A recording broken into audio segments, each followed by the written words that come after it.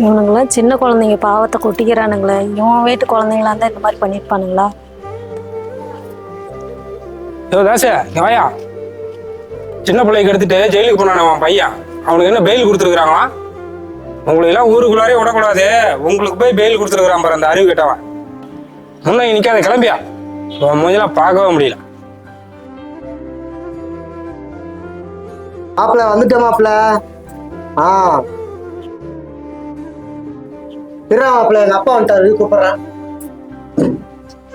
தாச எங்கேயா போய் ஊர் சுத்திட்டு வர?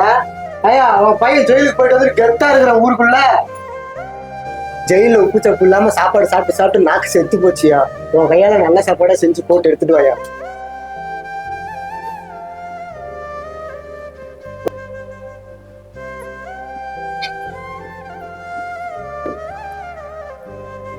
நீ சாப்பிட்டியா?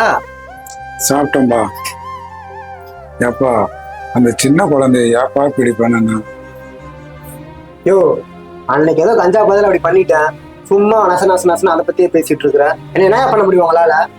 என்ன மாதிரி எத்தனை பேர் இருக்காங்க தெரியுமா ஊருக்குள்ள? 3 மாசம் ஜெயிலு, உடனே பெயிலு. என்னெல்லாம் ஒண்ணும் பண்ண முடியாது. இதை வச்சு இப்படியே ஏதாவது பேசிட்டு இருந்தேன்னு வச்சுக்கோ, அடுத்த சம்பவம் உனக்கு தான். பாத்துக்கோ.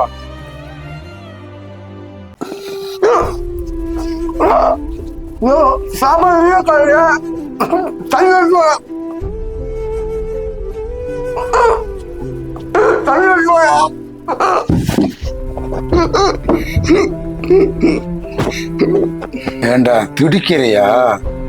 அந்த பச்சை குழந்தை இப்படிதானே துடிச்சு போயிருக்கும்.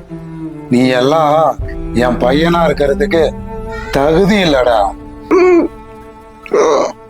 உன்ன மாதிரி காம வெறி பிடிச்ச நாய்கள் எல்லாம் ஒவ்வொரு தாய் தகப்பனும் இப்படிதாண்டா உன்னை துடிக்க வச்சு கொள்ளணும்.